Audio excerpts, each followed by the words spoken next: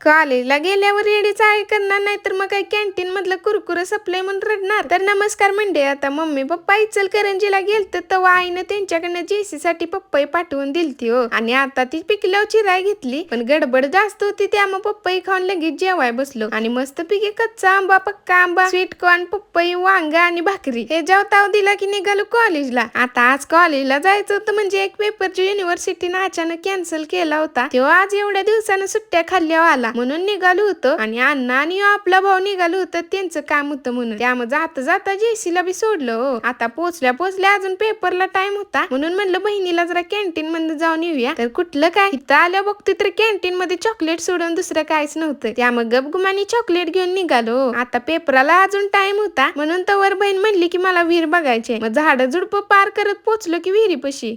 चंगळा बोले.